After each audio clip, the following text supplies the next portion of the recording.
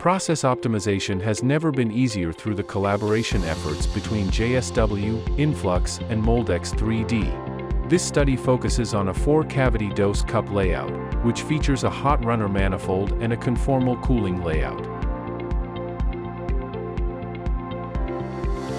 JSW is a leading manufacturer of injection molding machines, known for their large size and electric servo drive technology.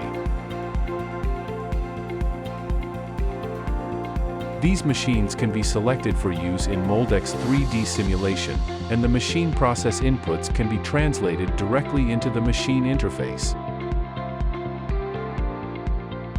The iMFLUX technology modifies the injection molding process via closed-loop feedback that keeps low constant pressure and works on different machines, molds, or materials.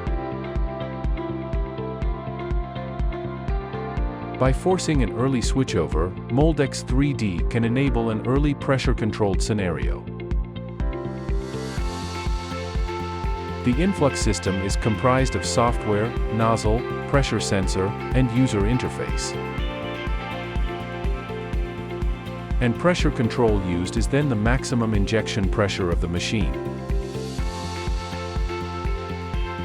Using pressure control typically ends up in a short shot, so finding the minimum pressure required to fill the part completely will optimize the outputs from this molding technique.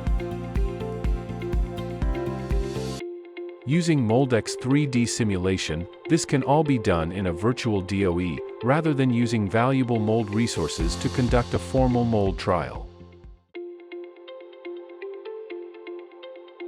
The iMFLUX typically requires a lower maximum pressure to fill the part, and therefore this molding can be done on smaller machines, lowering production costs. The pressure is also more evenly distributed because the packing is carried out as the material flows. This makes the pressure more uniform in the final molded part. This lower average density reduces part weight and material costs. In addition, a uniformity of density in the part leads to a more uniform shrinkage, which decreases the warpage on the part. And if that wasn't enough, the iMFLUX process eliminates the need for packing, so cycle time is cut down dramatically. Cycle time is reduced because of the continuous packing during filling. Pressure-controlled filling enables a lower pressure requirement.